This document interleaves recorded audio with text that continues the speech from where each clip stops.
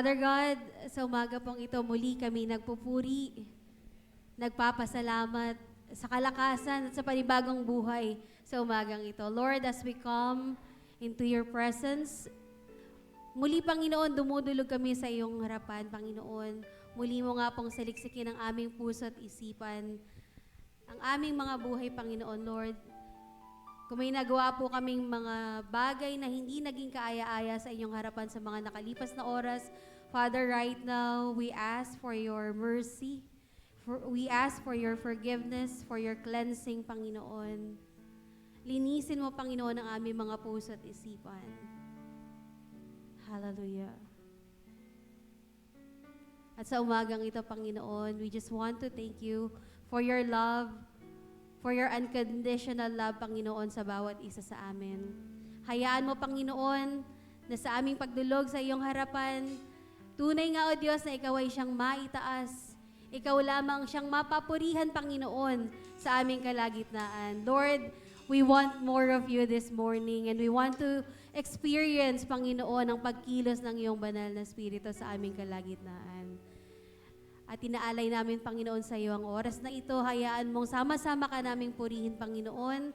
Hayaan mong sama-sama ka naming sambahin. At sa iyo lamang lahat ng kapurihan sa makapangyarihang pangalan ng iyong anak na si Jesus. Amen and amen. Hallelujah! Muli, itaas natin ang nag-iisang Diyos. Purihin natin ang kataas-taasang Diyos sa araw na ito. Hallelujah! Ang lahat ng may kamay, ipalakpak sa Panginoon. Hallelujah! Kataas-taasan! Kataas-taasan!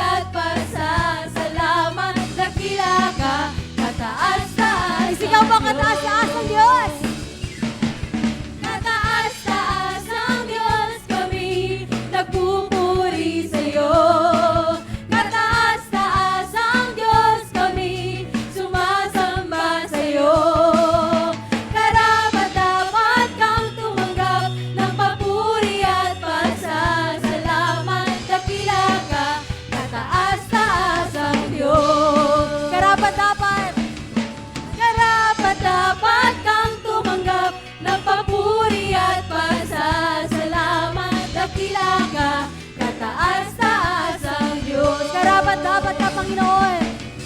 Karapat-dapat kang tumanggap ng papuri at pasasalamat. Dakila ka, kataas-taas. Karapat-dapat ka, Panginoon. Karapat-dapat kang tumanggap ng papuri at pasasalamat. Dakila ka, kataas-taas ang Diyos. Hallelujah! Patuloy nga, Panginoon, ang aming mga labi ay sa iyo lamang aawit. Hallelujah! O, purihin ka, Panginoon.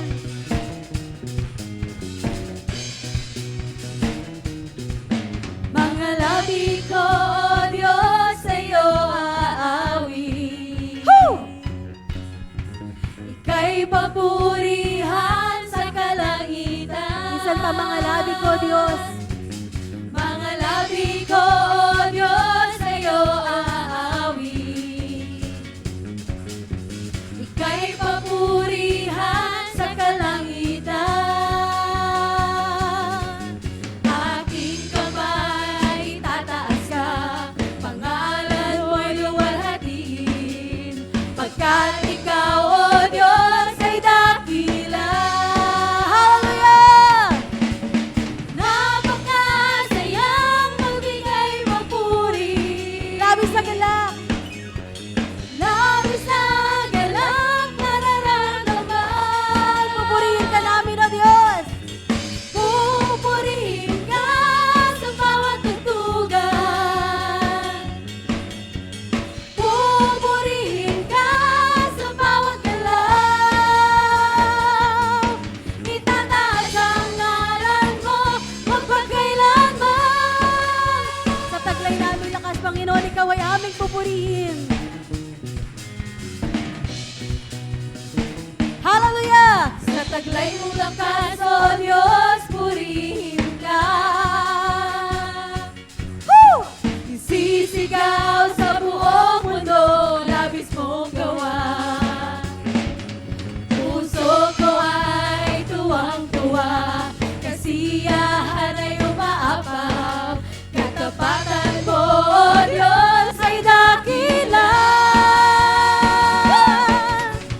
Napakasayang magbigay papuri. Labis na galak nararamdaman.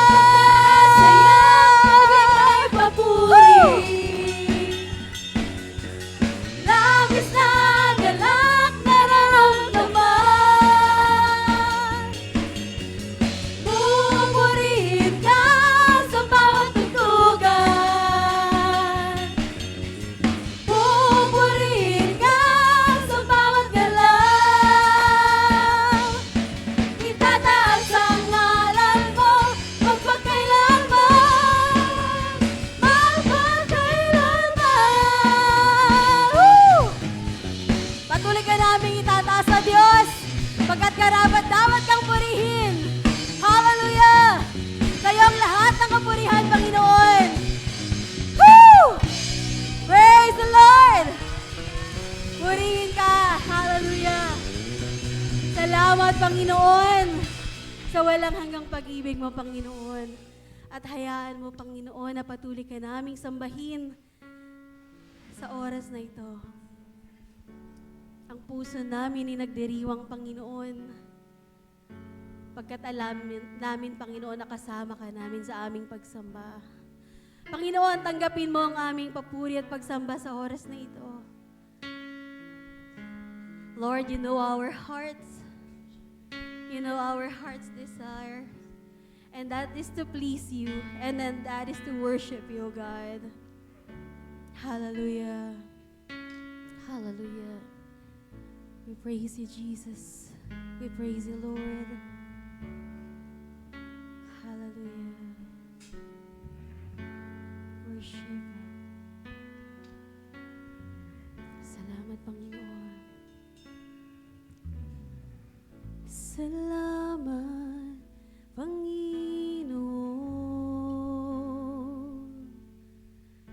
Ang puso ko ay nagdiriwang.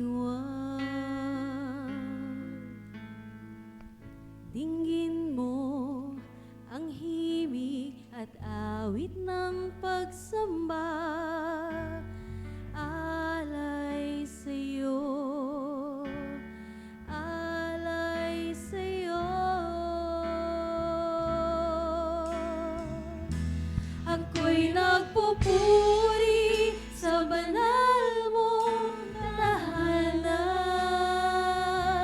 Ang iyong kagandahan ay aking ihahayag. Luwalhatin ka, itataas kita. Hallelujah. Sambahin ka, Panginoon. Sambahin ang dakila mong pangalan, O Diyos. Salamat, Panginoon. Salamat, pangako mo. Hallelujah. Ang puso ko ay nagdiriwang. Dinggin mo ang himig at awit ng pagsamba. Alay sa'yo, alay sa'yo. Ako'y nagpupuri sa banal mong tahanan. Ang iyong kagandahan ay aking ihahayag. Luwalhatin ka, itataas kita. Ako'y nagpupuri sa banal mong tahanan. Ang iyong kagandahan ay aking ihahayag. Luwalhatin ka, itataas kita.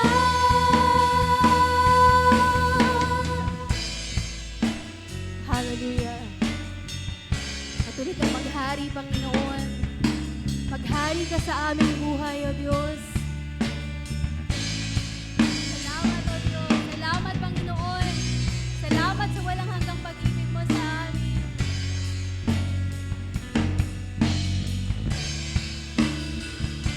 Hallelujah.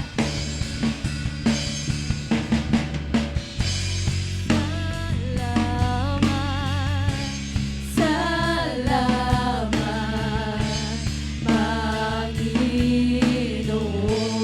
Panginoon. Salamat, O Diyos. Salamat, salamat,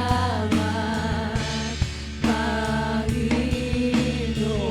Buong puso nating sabihin sa Panginoon. Salamat, salamat, Panginoon.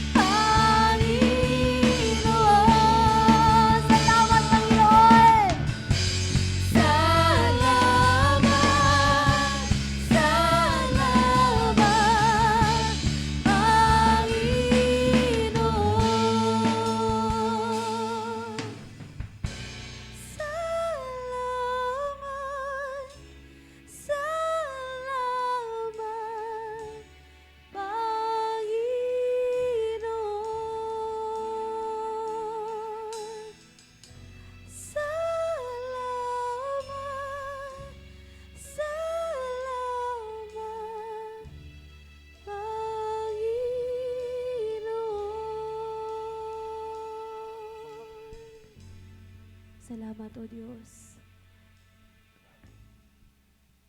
Tunay ngang wala kang katulad, Panginoon. Walang hihigit sa iyo, Panginoon. At ikaw lamang ang siyang aming itataas at pupurihin sa aming pagsamba. Hallelujah.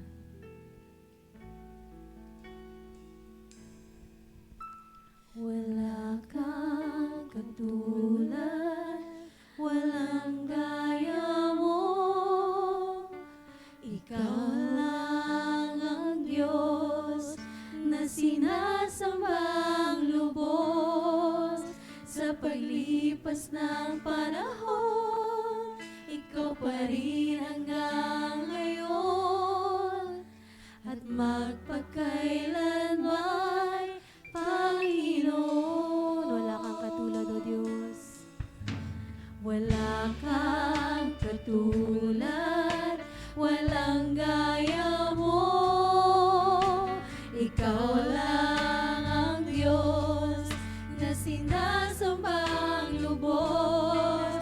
Sa paglipas ng panahon, ikaw pa rin hanggang ngayon.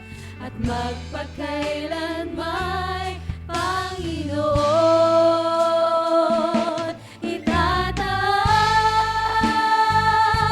ihahayag, pangalan mo'y itatahayag. Ang pagsamba'y ialay, Panginoon, ikaw lamang. Ang salita mo ang kailangan ko, siya ang aking buhay, ang aking gabay. Hindi kumukupas, hindi nagmamaliw. Isip ko ngayon'y binabago. Tinataas ka namin, O Diyos. Itataas, ihahayag, pangalan mo'y itatahayag. Ang pagsamba'y ialay. Panginoon, ikaw lamang. Hallelujah. Ikaw lamang. Itataas, itataas, ihahayag, pangalan mo'y itatahayag. Ang pagsamba'y ialay, Panginoon, ikaw lamang. Oh, purihin ka, Panginoon. Hallelujah, purihin ka sa aming buhay, O Diyos. Hindi kami magsasawang awitan ka, Panginoon. Na itaas ang dakila mong pangalan, O Diyos. Hallelujah. Oh, makapangyarihang sa lahat, ang Diyos sa mga Diyos at ang Hari ng mga hari. Purihin ka, Panginoon. Sa paglipas ng panahon, ikaw pa rin hanggang ngayon. At magpakailanman, Panginoon. Itataas, ihahayag, pangalan mo'y itatahayag. Ang pagsamba'y ialay, Panginoon, ikaw lamang.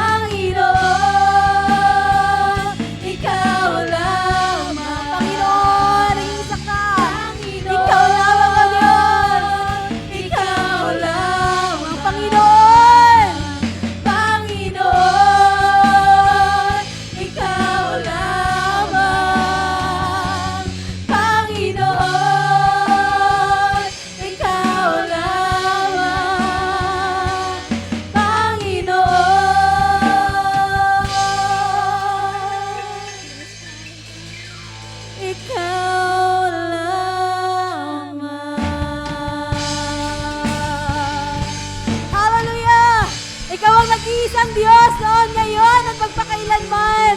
Come on, let's praise! Praise! Praise! Open your mouth and give all the glory, all the honor and praise to our God. Hallelujah! Hallelujah! Purihin ka, Panginoon! Hallelujah! Woo! Oh! Ang hari ng mga hari ay nararapat na purihin. Hallelujah! Hallelujah! All the glory!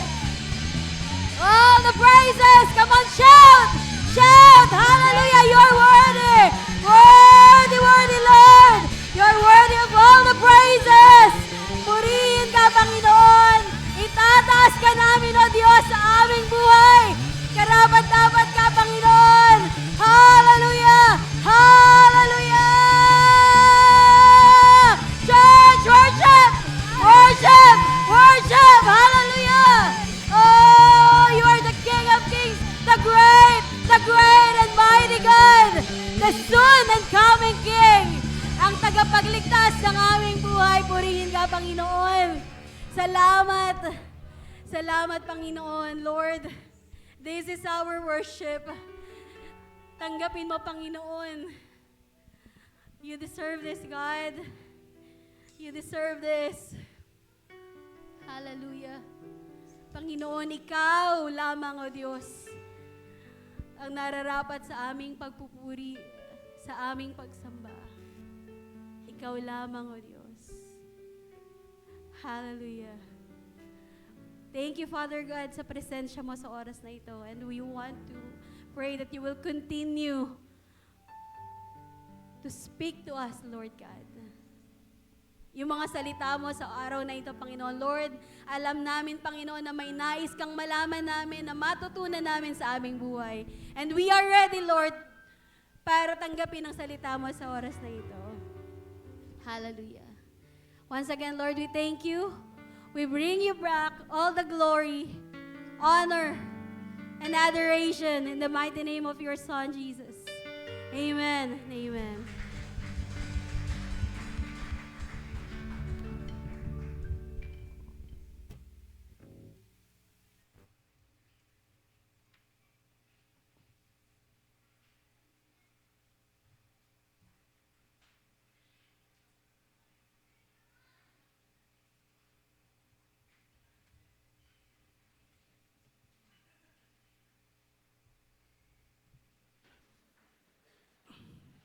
Morning! Palakpakan po natin muli ang ating Panginoon. Hallelujah. Are you excited? Excited ba kayo na nandito kayo sa church ngayong umaga? Amen. Please greet people beside you. Let's greet each other with the love of the Lord before we start with the preaching.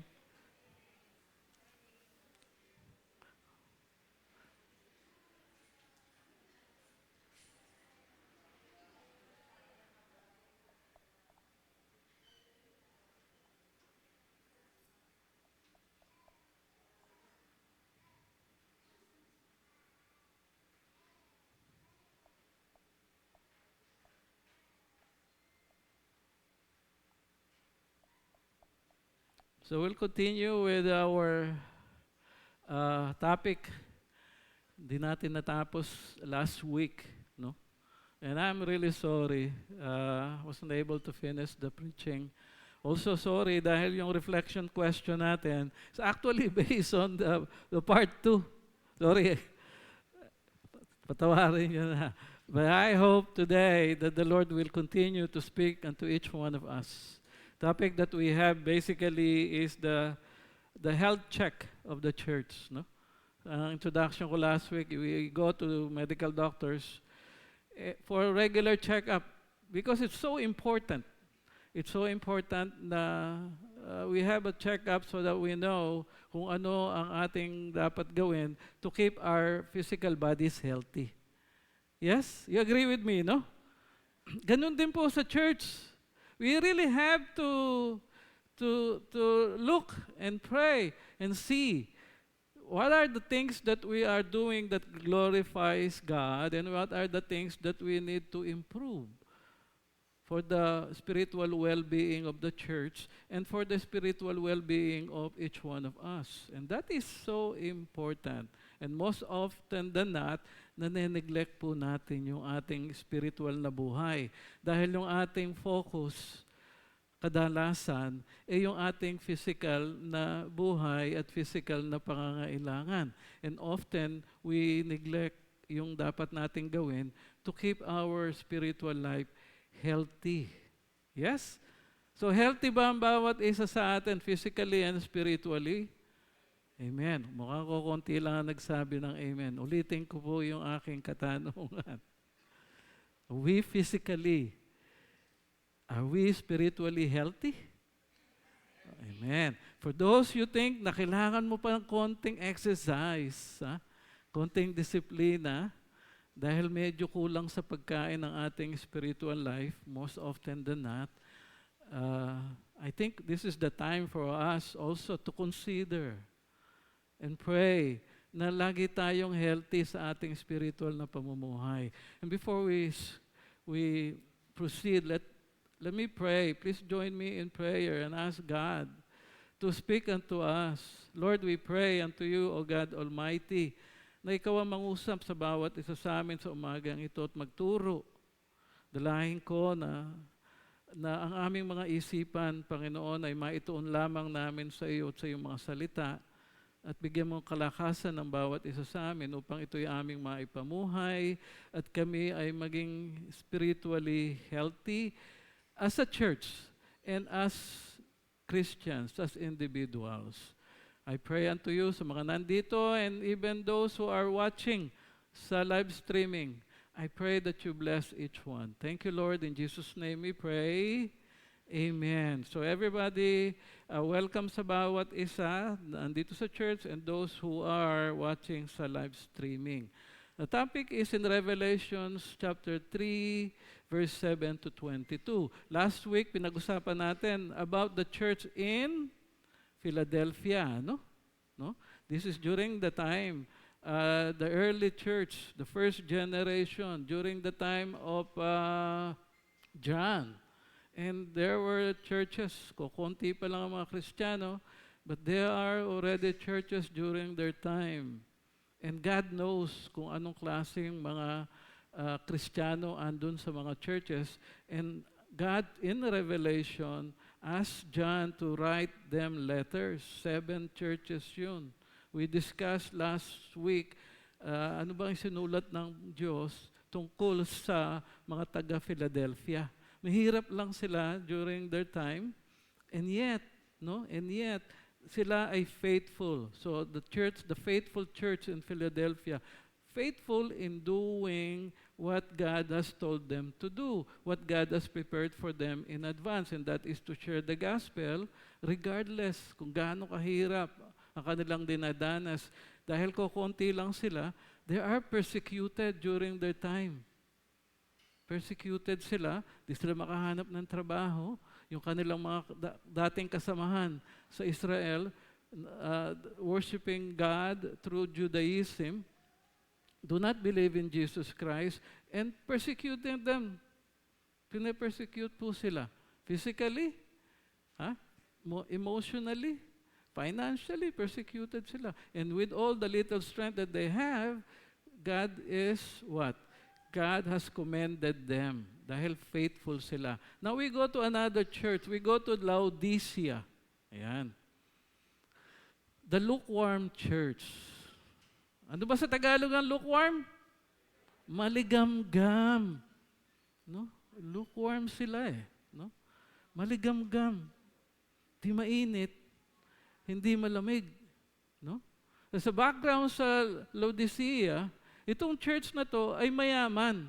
The district that they have is rich. Known for what? Yung kanilang garment industry, black wool, known for that. And they also are known as a financial district. They are also known for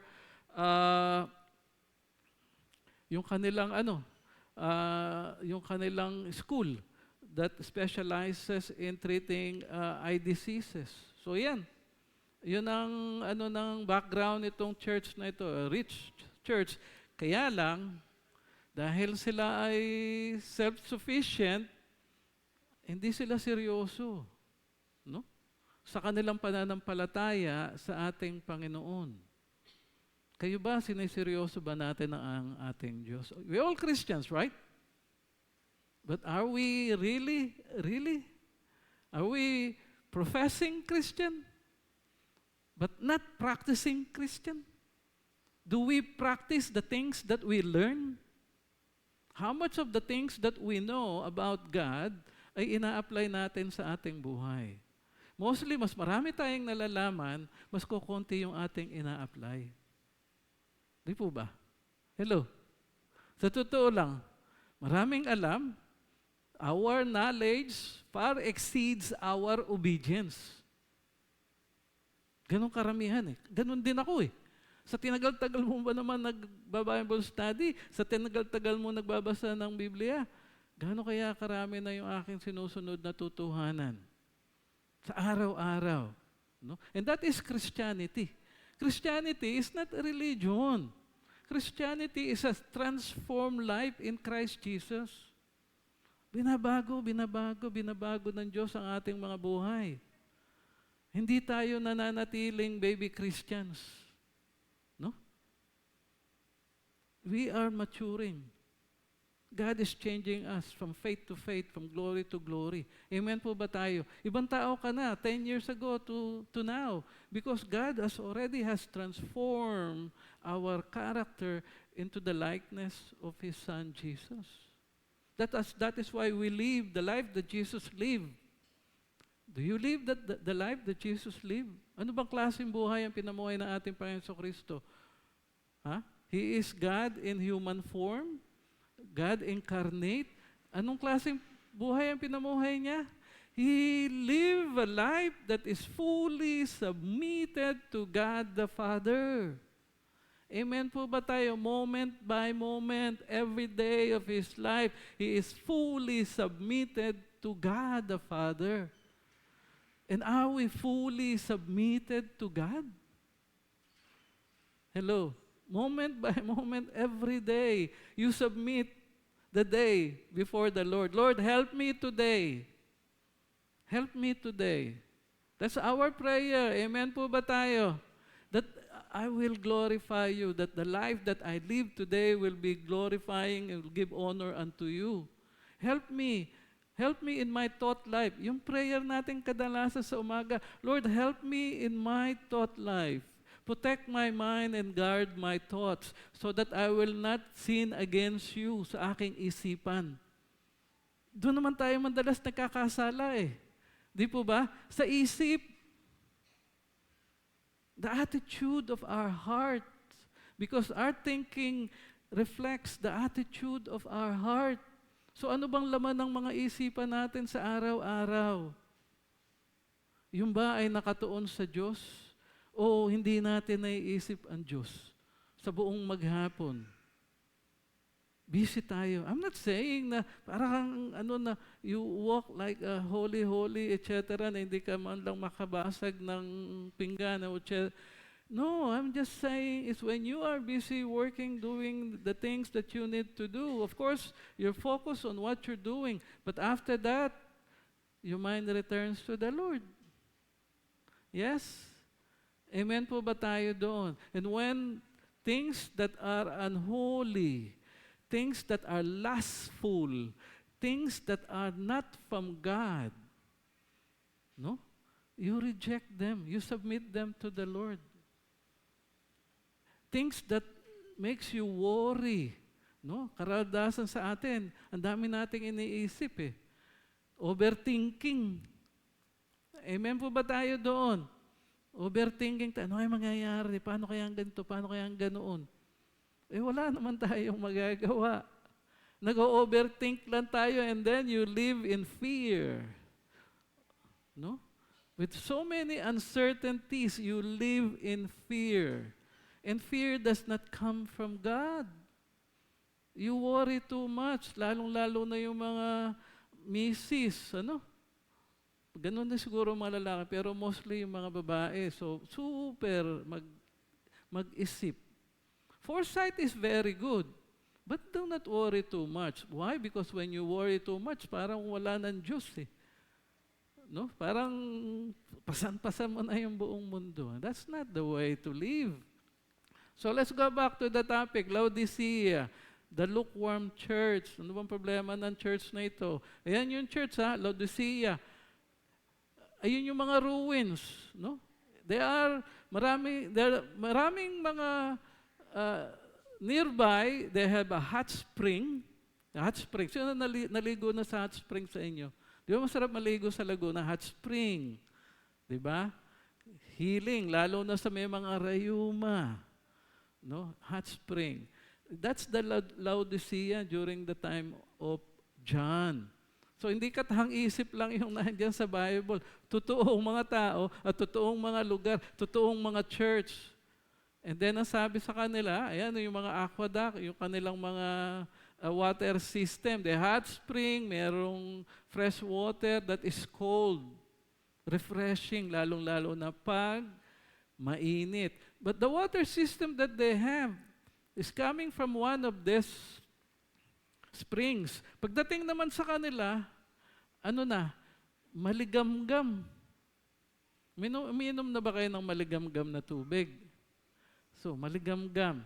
So, in the eyes of God, itong klaseng tubig, the quality of the water is no good. Parang sabi niya, idinudura niya. No? Sabi niya, isulat mo sa anghel ng Iglesia Laodicea. Very clear, This is a letter to the church of Laodicea. Ito ang sinasabi niya na ang pangalan ay Amen. Ang matapat at tunay na saksi at siyang pinagmulan ng lahat ng nilalang ng Diyos. So this is how we know God. This is how we know our Lord Jesus Christ. Jesus Christ reveals Himself to us through the Bible. Ang ginamit niya dito siya ay Amen. So sa Bible, when you read, especially the New Testament, you will know Jesus Christ as He reveals Himself to you in the New Testament. He is the Lamb of God who takes away the sins of the world. He is the, ano pang title na ginamit ng ating Panginoon Jesucristo? He's the bread of life. Ano pa? He's the living water. Di ba? Lahat yan. In the Bible, that's how you get to know God. That's how God reveals Himself to us. So if you have a relationship, then you will know God because God is alive. Amen po ba tayo? Kaya nga sinabi niyo ito, I know your deeds No? And He is the Amen, meaning He guarantees the message because He is the truth, ultimate truth. I am the way, the truth, and the life. No one comes to the Father except through Jesus Christ. It's not through religion. Religion cannot take you to heaven. Yes? Yun nga ang problema during the time of John, during the time of Jesus Christ. They have practiced too much religion. Too much religion without God. Diba? Too much religion without Jesus. You follow the religion, but you have no relationship with God. They have the form of godliness, but denying the power thereof. Sabi sa Timothy, you have the form of godliness. Maka-Diyos. Pero ang puso, malayo. Malayo ang puso sa Diyos. Kristiyano sa nguso, hindi sa puso. Kaya hindi nakikita ang kagandahan ng Diyos sa buhay. No? Kung sino pang Kristiyano, siya ang chismoso sa opisina at sa community. Sino pang Kristiyano, siya pang maraing kaaway. No? Walang pagbabago. Pero kilala siyang pagiging isang Christian. Panay praise the Lord. Pero, ganun pa rin. So, kailangan, that is, Christianity is a relationship. Nalalaman ko ang mga ginawa mo. Sabi niya sa mga Laodicea, alam kong hindi ka malamig ni mainit man. Higit na mabuti kung ikaw ay malamig at mainit. So ano bang klaseng Kristiyano itong mga taga-Laodicea? Maligamgam. What do you mean? Ano bang when it comes to what comes to mind when you say, yung Kristiyano yan, maligamgam? Ano gayon? Ha? Matabang, walang lasa, malamya, walang sigla, walang pakialam. No? Very self-sufficient, very indifferent. Pupunta lang sa church, pero malayo naman ang utak, malayo naman ang isip niya sa Diyos. Pumunta lang dito, natutulog naman pag nagpipreach yung pastor. Hello, kasingin nga yung mga natutulog. Ah?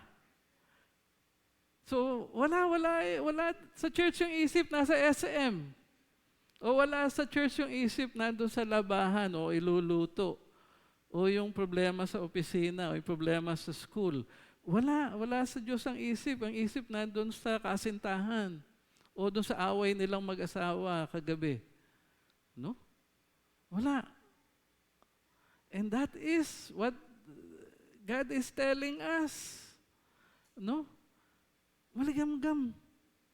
Di mainit, di malamig. Buti pa yung mainit eh. What? Good for healing. A Christian who is really zealous in serving the Lord. Zealous in reading the Bible. Zealous in praying. Zealous in worshiping God. Mainit. Meron bang mainit sa atin? Hello? Sa tingin nga natin, mainit ba yung church natin? Oh, hindi daw. Hindi. May mga umiiling. No? Parang may sinat eh. Pero hindi naman lagnat. Sinat lang. Di mo tuloy anong eh. Ano nararamdaman nun. Mainit. Kailangan mainit lagi sa Panginoon. You have to be inconvenienced by the gospel. Amen po ba tayo doon? No? Because when you serve God, the motivation is only love. The same way that you serve your spouses, ang iyong mga mahal sa buhay, yung mga asawa. You serve them because you love them. And serving them is not hardship. Yes. Tama ba yon? Di ba pag nag-serve ka sa asawa mo, gustong-gusto mo, you're serving with joy because you love your spouse. Amen? Wala yata akong nag-amen sa mga may asawa. It's not hardship. Natural yun eh. Asawa mo yan eh. Di ba? Natural yun. And you do it with joy because that is your lifetime partner. That's the same thing with God. It is not hardship. It only becomes a hardship when you are expecting something in return. But when you serve your spouse, you don't expect something in return. Amen po ba tayo doon? If your motive and the attitude of your heart is wrong, then it becomes hard. Mahirap maglingkod sa Diyos. Because you don't have the right attitude. You don't really love God. You are serving yourself. Self-interest. You're serving in the church because you're expecting something in return. I hope that is not true in our church. Amen po ba tayo doon? You're not expecting recognition. You're not expecting admiration. No, you're not competing with anybody. You are here to serve and worship God. Amen po ba tayo doon? That's why you are here. That's why gumigising ka ng maaga. Para hindi ka malate sa church. Amen po ba tayo doon? Kasi yung mga laging late, parang lukewarm na rin yan eh. No? Half-hearted. God does not have time for those who are half-hearted. He wants full devotion. Because God is serious with us. But we are not serious with God. That's why He doesn't want lukewarm people. No? Buti pa nga yung malamig. What does it mean? Doesn't mean a dead church. Malamig because it is a refreshing. That when you see a Christian, you feel refreshed. by the quality of his life, or by the quality of her life, by the counsel that he gives, by the life testimony. No? It is refreshing. Kayo ba pag nakita sa bahay, nare-refresh ba yung inyong mga anak at asawa? O nai-stress? Refreshing ba kayo? O stressful kayo? Toxic? Ano? No, it has to be. You have to live. You have to practice. You take to heart what you learn. You take to heart what you hear and apply them in your daily life so that people will be blessed and will be refreshed spiritually. Natutuwa pag nakikita ka sa bahay o sa church. No? Hindi yung pag nakikita ka, umiiwas. Ito na naman si sister o si brother. Ha? Kinakarir niyang pagkikritik. Daming salita sa church. Wala namang involvement. Hello? No? Daming reklamo sa church. Wala namang ministry. Ang dali lang naman mag-comment eh. Di ba? Lalo na pag hindi ka kasama sa ministry. That is a lukewarm church. That's the attitude of a lukewarm Christian. You gets me? Are you still there? Amen. So yun po ang sinasabi, kailangan tayo ay nasa tamang temperatura. We really have to reflect, Lord, ano bang ministry ginagawa ko ngayon? Does it honor you? Or am I just going with the motion? No? You're just going through the motion. You're just doing what you're doing. Pero malayo ka naman sa Diyos. Parang naalala ko tuloy yung isang Christian movie that I watched. I don't know how long ago. So nag-rapture. Alam niyo yung rapture? God took away all the Christians before the tribulation period as described in Revelation. So merong isang na-left behind. Na-left behind. Nawala na lahat ng mga Christian na kaibigan niya. He was left behind. Can you just imagine? He's been a Christian for so long, but he was left behind. And she was crying. And then she went to the church and she knocked. And then the door was open. Sino ang nagbukas ng pinto? Yung pastor ng church. Pastor, ikaw din? Ba't nandito ka? Why are you here? Di ba dapat ikaw nauna sa heaven? And then the pastor said, yes, it's easy to preach. It's all head knowledge. That's why I was left behind. Di ba? Turo lang tayo ng turo. Pero, hindi naman tayo talagang naniniwala sa tinuturo at hindi naman talaga nating pinamumuhay sinasa puso. Ang dami inggit sa ating puso. Daing galit. No?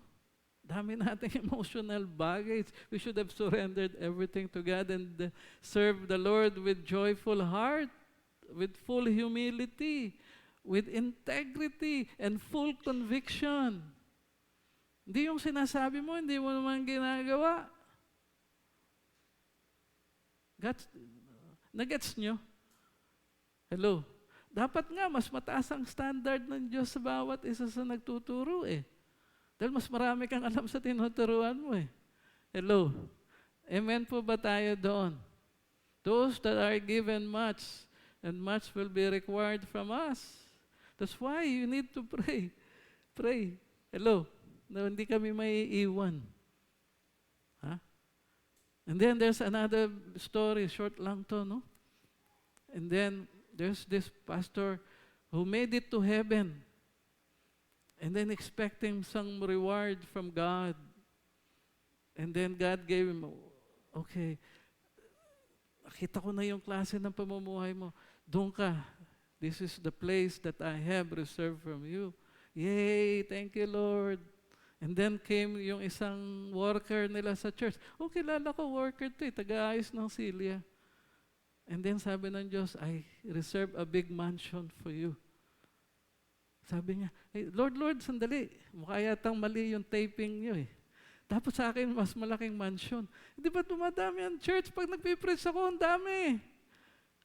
The church is growing. Sabi, no.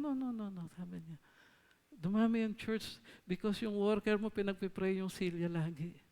Iniiyak niya sa Diyos ang bawat isa na lumago at dumami pa sila. It's not because of your preaching. I honor the prayer of the worker. Your preaching comes from the head. So it's because of the prayer of the worker. It's not the pastor. Amen po ba tayo? It is through your prayer that we will have a breakthrough in this community, that we will have a breakthrough in us in the student center, because you are praying sincerely to God that He will touch the heart of these people, that He will bring them to the body of Christ, that they will know Jesus Christ, that they will have salvation, that they will be saved. Amen po ba tayo? It is not through my preaching or teaching or anybody. It is only through the power of God. Kaya kailangan tama yung motive ng mga puso ng bawat isa sa atin. Whatever ministry we are doing, we are giving our best to the Lord. So tingin nyo, ganyan lang ministry nyo? No. For all you know, yung prayer nyo nga sinasagot ng Diyos eh. Hindi yung yabang ng mga nagtuturo eh. Di ba? Hello? You don't even know what I have in my head. You cannot even read my mind.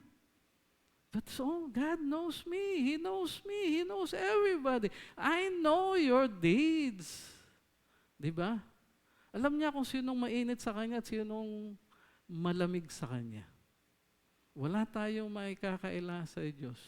Because siya lamang ang siyang nakakaalam ng ating patutunguhan. Wala nang iba.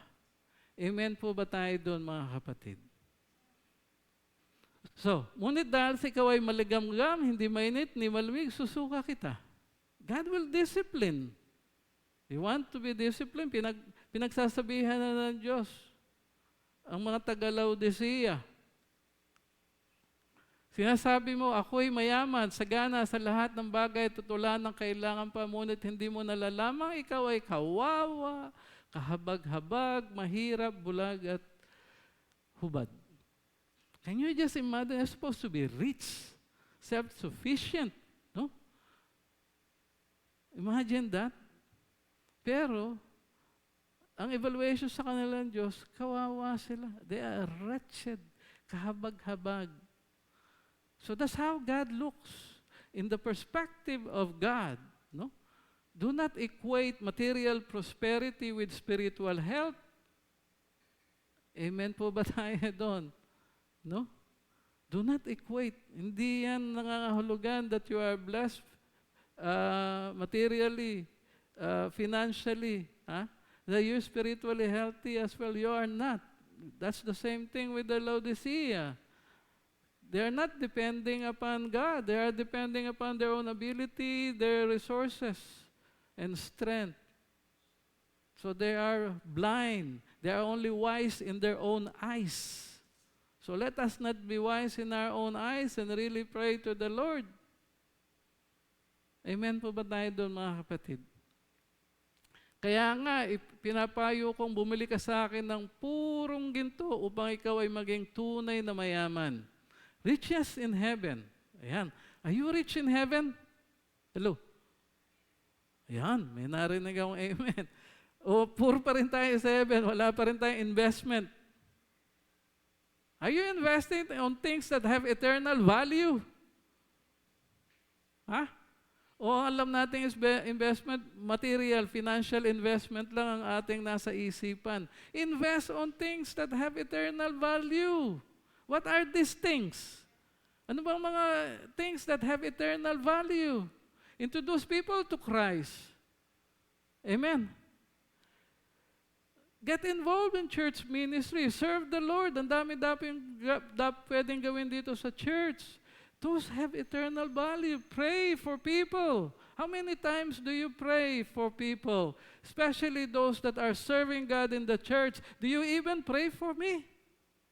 Totoo lang. Do you even pray for the elders? O baka hindi naman yung lang naiisip. Meron palang nag-preach sa inyo. Meron palang nagtuturo sa inyo. But you don't really pray. You just come to the church. Invest on something that has eternal value. Be an intercessor. Hello? That God will protect us from the temptation of the flesh, from pride. Kanyang dapat pinag-pray. Those are the things that God knows. The same way na sinagot ng Panginoon yung isang worker na pinagpe-pray ang bawat silya na, Lord, ikaw humipo, ang taong naupo dito kanina, baguhin mo ang kanyang buhay. Do you even remember all the people na katabi mo during the week? Wala lang. In and out. Yung mga nakagrupo natin sa reflection questions, we're supposed to be praying for them during the week. Kaya nga tayo may introduction Introduce yourself to the group. And then narinig mo naman yung reflection answer nila, then you pray for them. Don't go with emotion. Sinasaway ko at pinapalo ang lahat na aking minamahal. Kaya't maging masigasig ka. Pagsisihan mo at talikuran ng iyong mga kasalanan. No? Complacency, laziness, being indifferent, walang pakialam, is big deal sa Panginoon. And tignan natin, this is the only church na naka-receive ng rebuke o ng pinagsabihan ng Diyos. Walang praise. Wala silang positive report.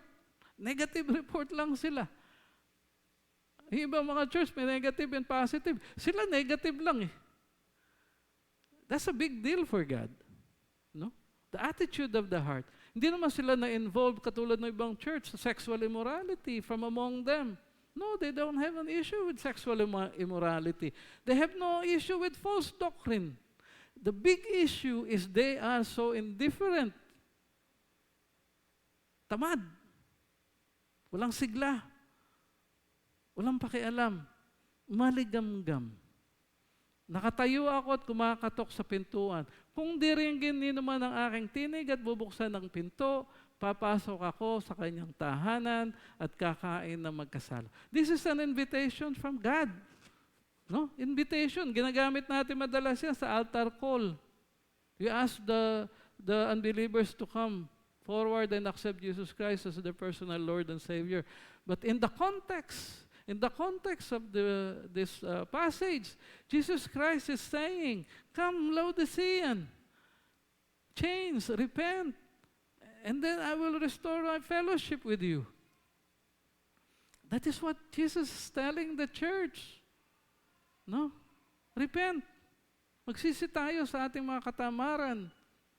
I-commit ulit natin ang ating buhay sa Diyos. And then our relationship with God will be restored.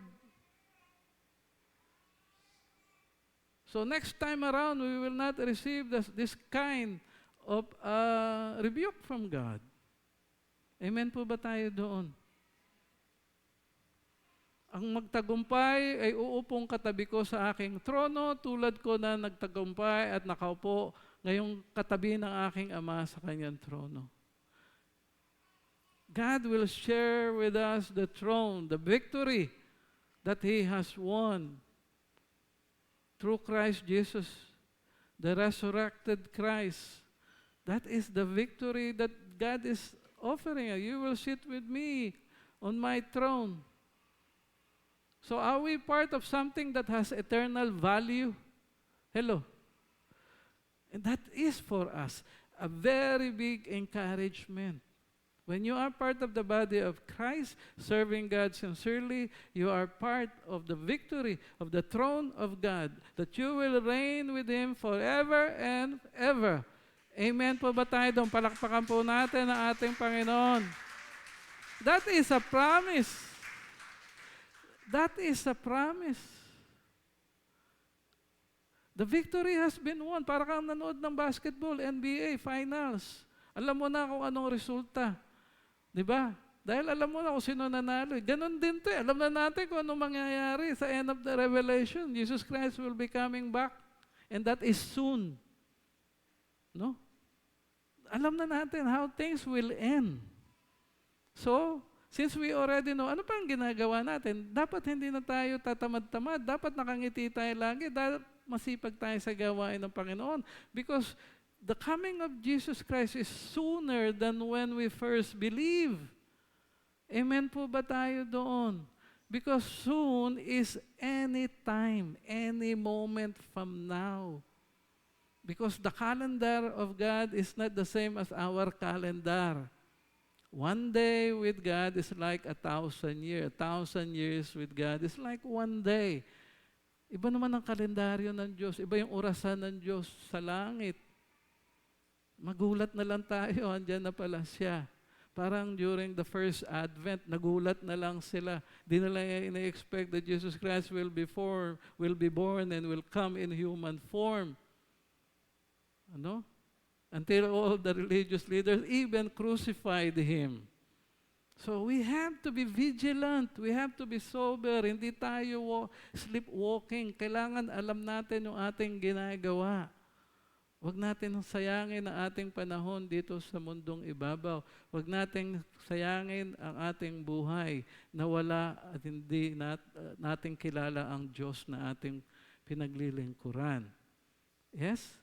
No, Jesus personally have a relationship, and that is Christianity. Christianity is a transformed life that is changed by Christ through the Holy Spirit every day. Christianity po ang tawag doon, hindi lang po yun every Sunday. So, Jesus calls us to trust Him, not in wealth. Amen po ba tayo doon? Everything that you have, everything that you are, comes from Jesus Christ. No? This God who works all things together for our ultimate good. Amen po ba tayo doon, mga kapatid? So, karamihan na naabot natin sa ating buhay, hindi sa sarili nating galing. Yan ay sa grasya lang ng Diyos. Yes? So, don't trust wealth. Madaling mawala yan. Conclusion, Jesus calls for enduring faith rather than self-reliance and comfortable life. No? So, hindi po tama na, Kristiyano ko parang parang komportable na. It's just like a ticket to a comfortable life. No, that's not true. You have the same disappointment as anybody in this world. Hindi naman tayo ilalayo ng Diyos at isi-shield tayo sa mga problema sa buhay. Ang kaibahan lang na yan in how we face. God will see us through all these disappointments. God will give us the peace that comes from Him, the peace that the world cannot give. God will be our strong tower and our safe refuge. Amen po ba tayo doon, mga kapatid? So, yun lamang po. Pwede na po tayong gumising. Palakpakan po natin ang ating Panginoon. Tayo po ay manalangin. Hallelujah. Father, we give praise and give glory and honor unto you. Thank you, Lord God, for teaching us this morning. And we pray, O Lord God of heaven, that everything that we have heard and learned from you, we take them to heart. And that you give us the strength that we need so that we can apply them in our daily lives and be strengthened. Thank you, Lord. In Jesus' name we pray. Amen.